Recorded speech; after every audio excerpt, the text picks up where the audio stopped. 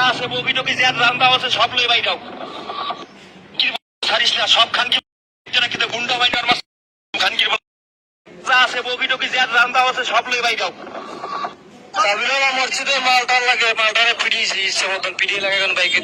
পটুয়াখালীর দুমকি উপজেলা পরিষদ নির্বাচনে আনারস মার্কার চেয়ারম্যান পদপ্রার্থী অ্যাডভোকেট মেহেদী হাসান মিজানের সমর্থকদের সাথে কাপ্রিস মার্কার চেয়ারম্যান পদপ্রার্থী কাউসার আমিন হাওলাদার এবং তার কর্মী ও সমর্থকদের সাথে মারামারির ঘটনায় পাল্টাপাল্টি অভিযোগ পাওয়া গেছে। প্রার্থীর উপরে হামলা দিচ্ছে দুমকি উপজেলার সর্বসাধারণের দাবি, শুধু আমি না, হাজার হাজার আমরা এটা সুষ্ঠু তদন্ত এবং বিচার চাই। জানা যায় শুক্রবার বেলা 2টার দিকে উপজেলার মুরাদিয়া ইউনিয়নের 2 নম্বর ওয়ার্ডের কাবিলা হাওলায় এ ঘটনা ঘটে। যে সকাল 11টায় আমার 2 জন শুভাকাঙ্ক্ষী সমর্থকদেরকে কাপ্রিস মার্কার তাদেরকে বাজারে বোর্ড অফিস বাজারে কিছু দুর্বৃত্তরা আনারস মার্কার কিছু সমর্থকরা তারা তাদেরকে মারধর করে, 2 জনকে প্রায় 20 জন মারধর করে।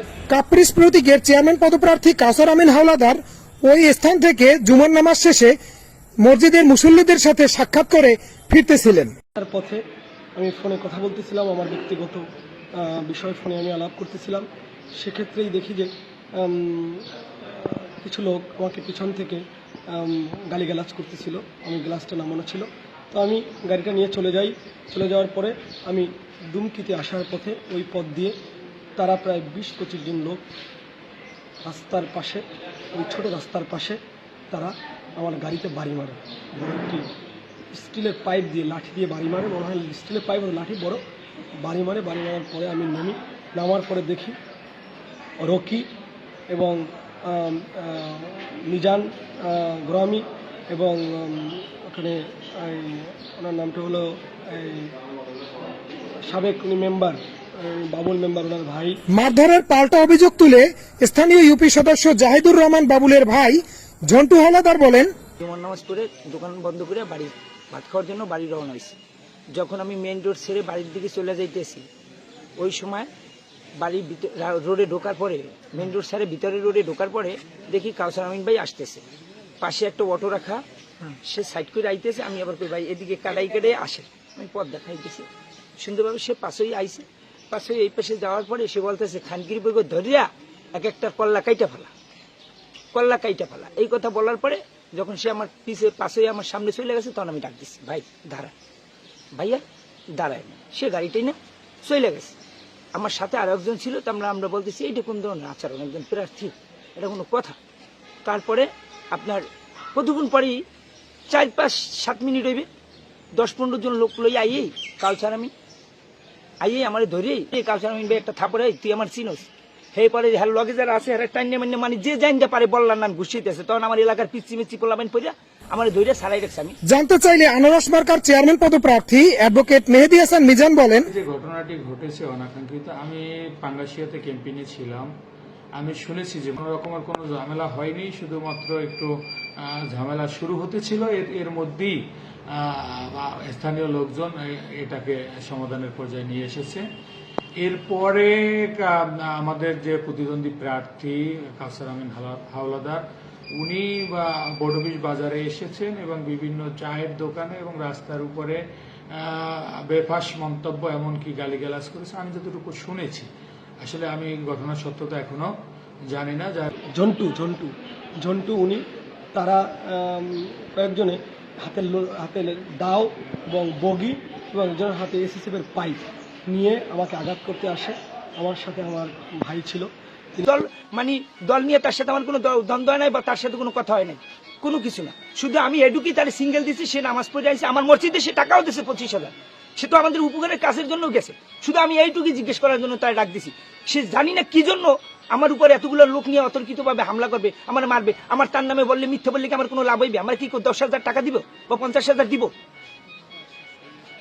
আমি আজকে পিচ্ছি বলতে আরিফ ছিল, রাসেল ছিল, মামুন ছিল, এরা ছোট ছোট এরকম, এরা ধরে আমার সারাই টাইনে রাখছে, ভাই আপনি থামেন, যাইয়েন না। সে থাপড় দিয়ে সরিয়ে গেছে, যে হে বলতেছি দেখ তোরা দেখ। আমি ভাই ওর ভুল হয়ে গেছে, মনে হয় আপনি ডাক দিছে কি এই জন্য ভুল হয়ে গেছে, ভাই আপনি তার ক্ষমা চাই, আমি ছাইড়ে দেন, ওরে আপনারা ছাইড়ে দেন, আপনারা ওরা আর মাইরেন না, আর গেঞ্জি গুঞ্জি সিরিয়াল আইছেন মাইরে, ওরা আর মাইরেন না।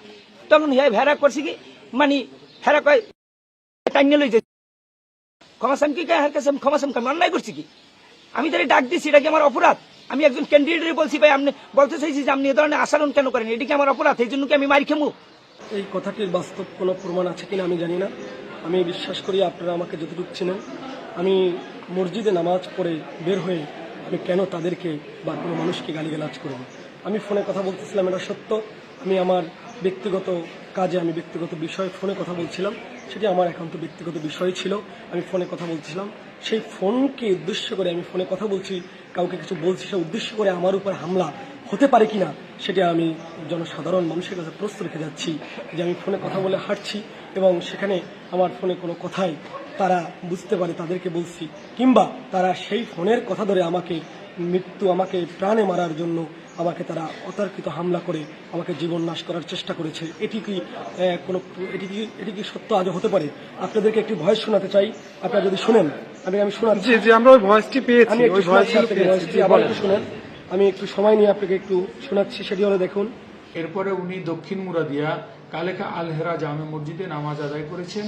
আমি এতটুকু তথ্য আমার কাছে ছিল। এর ভিতরেই উনি কাবিলালা জামে মসজিদে নামাজ আদায় করতে গেছেন এবং ওখানে একজন স্থানীয় একজন লোকের সাথে ওনার বাগবিতণ্ডা হয়। উনি মোবাইল ফোনে সম্ভবত গালিগালাজ করতেছিলেন যে যারে যেখানে পাওয়া যায় তারে সেখানে কোপাইয়ে কাটতে ফেলানোর জন্য। এরকম একটা পরিস্থিতিতে লোকাল এক দুইজন মুরব্বী ওকে প্রতিবাদ করে তাকে কাউসার আমিন হাওলাদার, আমি যতটুকু শুনেছি কাউসার আমিন হাওলাদার সহ তার সাথে যারা সফর সঙ্গী ছিল তারা সম্ভবত মারধর করে এবং ওখানে লোকাল লোকজন এই ঘটনা পরিস্থিতি নিয়ন্ত্রণের জন্য স্থানীয় লোকজন এসে পরিস্থিতি মোকাবেলা করে কাউসার আমিন হাওলাদারকে পাঠিয়ে দেয়। আমি একটি নির্বাচন করেছি 19 সালে উপজেলা চেয়ারম্যান পদে এবং আমার স্ত্রী ইলেকশন করেছেন 2021 সালে ইউনিয়ন পরিষদে।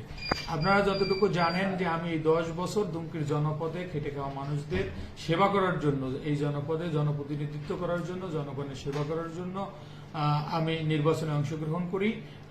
আমি নিজেও নির্বাচনে পরাজিত প্রার্থী এবং আমার স্ত্রীও নির্বাচনে পরাজিত প্রার্থী হলেও আমরা ইতিমধ্যে আমার মনে হয় আপনারা যারা সংবাদ মাধ্যমে আছেন এবং যারা দুমকির জনগণ আছেন, আমরা কোনোদিন কোনো জায়গায় কোন রকমের কোনো ঝামেলা করেছি, কোন রকমের উচ্ছৃঙ্খল আচরণ করেছি, কেউ সাথে খারাপ আচরণ করেছি, এরকমের বর্ণনা আপনারা করতে পারলে আমি নির্বাচন থেকে সরে দাঁড়াবো।